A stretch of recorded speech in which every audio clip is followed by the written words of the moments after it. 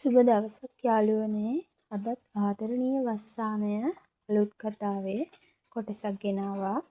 Subscribe කරලා like එකක් දාලා එකතු වෙන දිගටම ආදර කතා කියවන්න නැතු නොවුස් අපේ channel එකත් එක්ක. එහෙනම් අපි කතාවට යමු. ආදරණීය වස්සානය 2 කොටස. අන්න සර් දැකලා දැන්වත් ඉස්සරහා බලාගනින්. මෙතන සර්ගේ වයස හොයන්න ගත්තා. එහෙම කියලා විදූ මට නෝක්කාඩු කියන්න උනේ. කවුද ඉතින් හිතුවේ මේ සර් මෙච්චර සැරයි කියලා.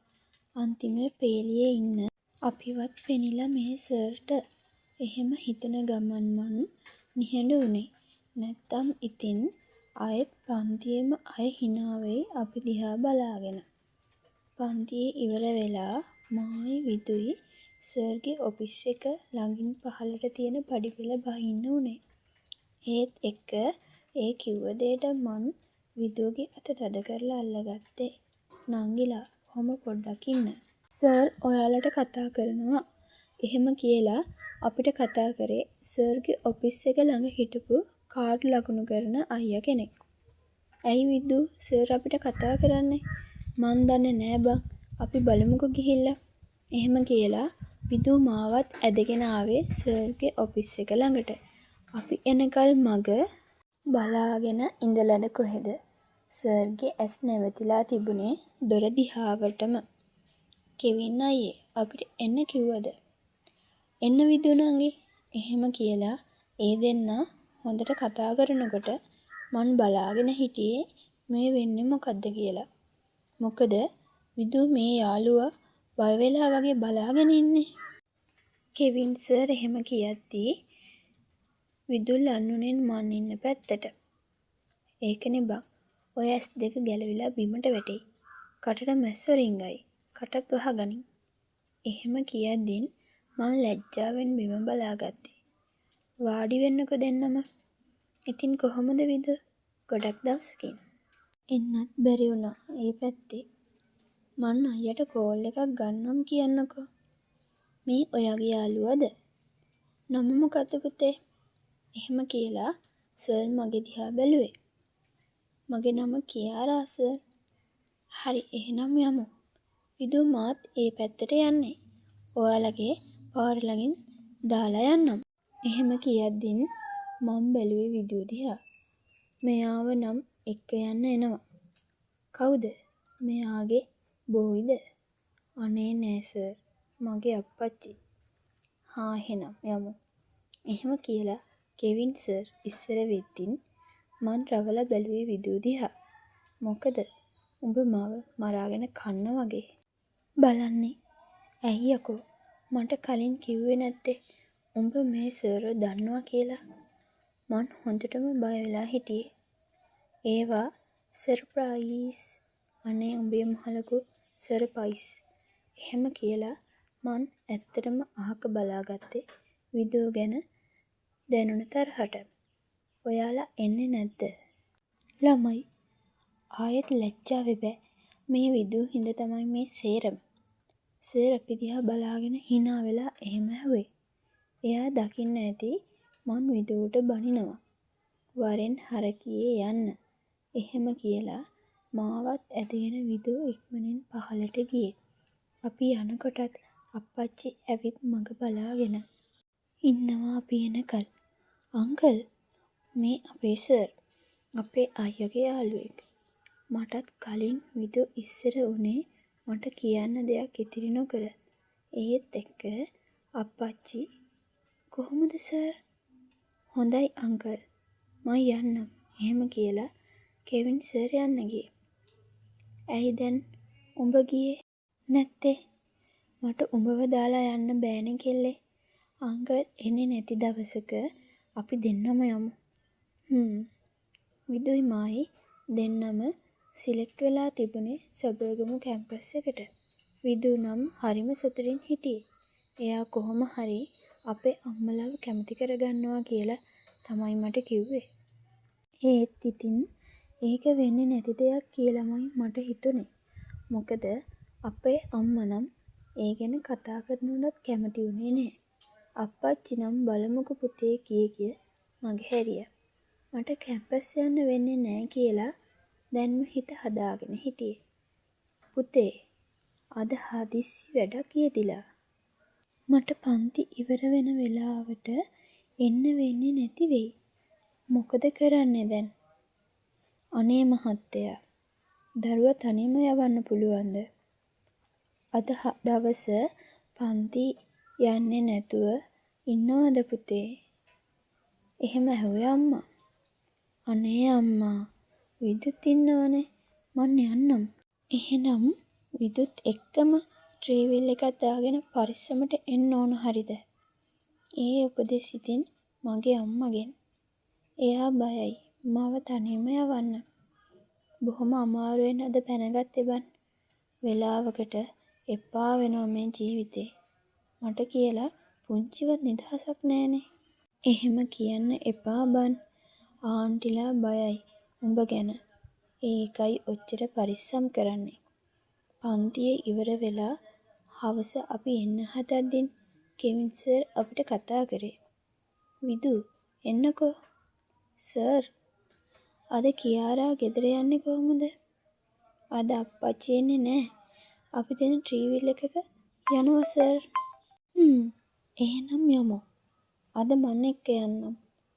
අනේ සර්, සර්ට කරදරේ අපි හින්දා.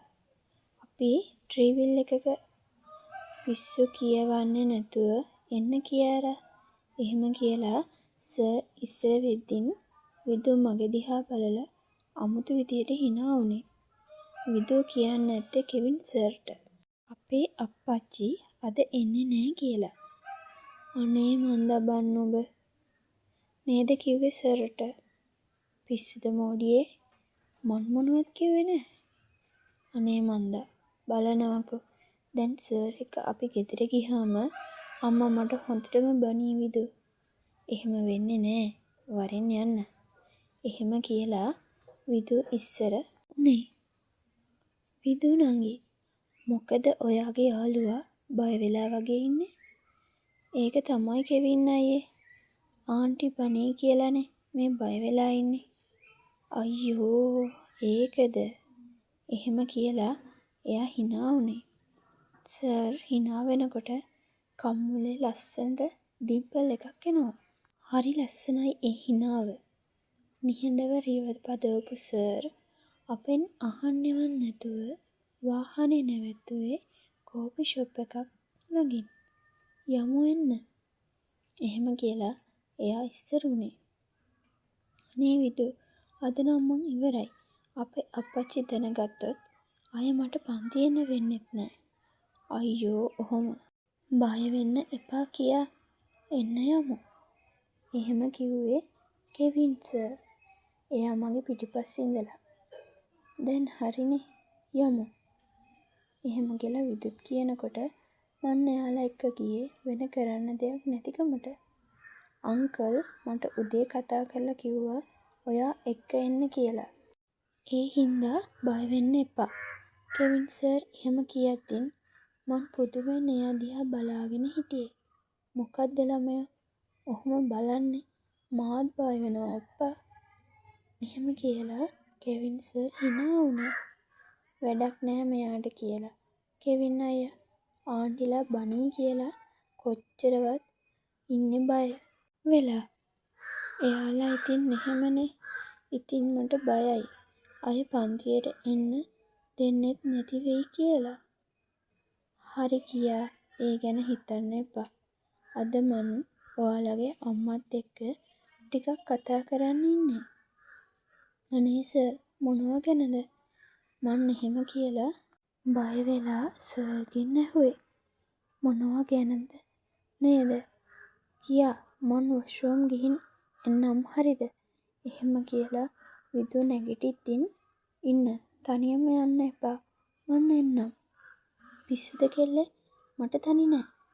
එහෙම කියලා එයා මට ඉන්න කිව්වේ. විදු යන දිහා බලාගෙන හිටිය මං ගැස්සිලා ගියේ සර් කතා කරන සද්දෙට. කියා සර් කැම්පස් යන්න ගොඩක් ආසයි නේද? ඔව් සර්. මං ඔයාලගේ අම්මලාට පැහැදිලි කරන්නම්. ඔයාට කැම්පස් යන්න අවස්ථාව කොහොම හරි හදලා දෙනවා. අනේ ගොඩක් පින් සර්. මාව විශ්වාස කරන්න. ඔයා කැම්පස් යනවම තමයි. එහෙම කියලා සර් හිනා වුණේ. කෙවින් සර් කතා කරපු නිසා අපේ අම්මලාගේ තීරණය වෙනස් වුණා. එයාලා මට කැම්පස් යන්න අවසර දුන්නා.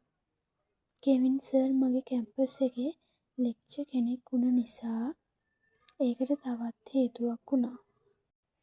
අපේ අම්මගේ යාළුවෙකුගේ ගෙදර තමයි මටයි විදුටයි නතර වෙන්න කියලා අම්මලා ලෑස්ති කරේ. අපි හොස්ටල් වල ඉන්නවට අම්මලා අකමැති වුණා. කොහොම හරි කමක් නෑ. මට කැම්පස් යන්න ලැබුණ නිසා මං හිටියේ ගොඩක් සතුටින්. අතහැරලා දාපු හීනයක් හැබෑ වෙලා කියන්නේ ඒක පුදුම සතුටක්. මං දැකපු හීනේ හැබෑ කරගන්න පුළුවන් වුණේ මගේ සර් නිසා. එහෙම හිතන ගමන් මං ඇමතුමක් ගත්තේ කෙවින් සර්ට. සර් පොඩ්ඩක් කතා කරන්න ගත්තේ කියා. ඇයි ප්‍රශ්නයක් නෑ නේද? නෑ.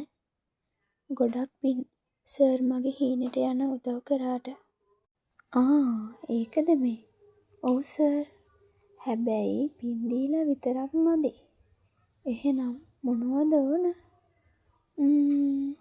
හෙට හවස පන්තියට එන්නකෝ විදුත් එක්ක. එතකොට කියන්නම්. දිගටම රැඳිලා ඉන්න. මගේ කතා කියවන ඔයාලා හැමෝටම ගොඩක් ස්තුතියි. මම නිතු.